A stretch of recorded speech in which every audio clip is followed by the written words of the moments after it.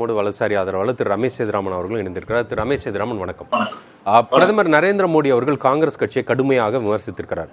தியாகு அவர்கள் என்ன சொல்றாருன்னா, அவர் சொல்றதை தாண்டி செயல்பாடுகள்னு வரும்பொழுது இந்தியா என்கின்ற அமைப்பில் கூட ஒரு ஒற்றை ஆட்சியை நிறுவுவது, அதன் மூலமாக மாநிலங்கள் மொழிவாரி உரிமைகள் இதையெல்லாம் பிரிப்பது, கூட்டாட்சி தத்துவத்தை சிதைப்பது, இதுதான் பிரதமர் நரேந்திர மோடி அவர்கள் உரையில் நாம் புரிந்து கொள்வது. இது இந்தியாவுக்கு ஒரு ஆபத்தான ஒரு விஷயம் அப்படின்னு சொல்றாரு. அது எப்படி பார்க்கிறோம் அப்படிங்கறதுல இருக்கு. நான் என்ன சொல்றேன், கூட்டாட்சி தத்துவம் அப்படின்னா என்னங்கறத மாநில அரசுகள் முதல்ல புரிந்து கொண்டிருக்கிறதா? மத்திய அரசுடன் இணக்கமாக போய் மாநில நலன்களை பெற்று தருவது என்பது கூட்டாட்சி, மக்கள் நலன் இப்படின்னு சொல்லலாம்.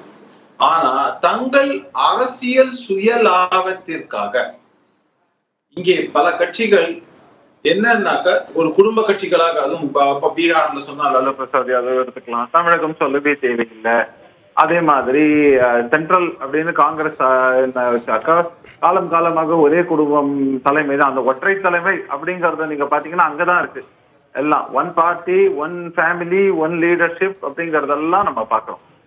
இவர்கள் ஒற்றை தலைமை, ஒரே இதுவா, ஒரே நாடா அப்படிங்கிற கேள்வியெல்லாம் கேட்பதுங்கிறது வியப்பாக உள்ளதுங்கிறது தான் விஷயம்.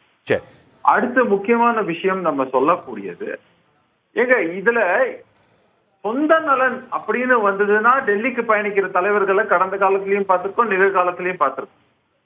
ஆனா மாநில நலன்னாக்கா இங்கே உட்கார்ந்து கடிதம் எழுதுவதோ, இல்லைன்னா சும்மா ஒரு கண் துடைப்புக்காக ஒரு போராட்டம் நடத்துவதோ, இல்லைன்னா ஒரு கண் துடைப்புக்காக நீதிமன்றத்தை நாடுவதோங்கிற விஷயங்களையும் நம்ம பார்க்கணும்.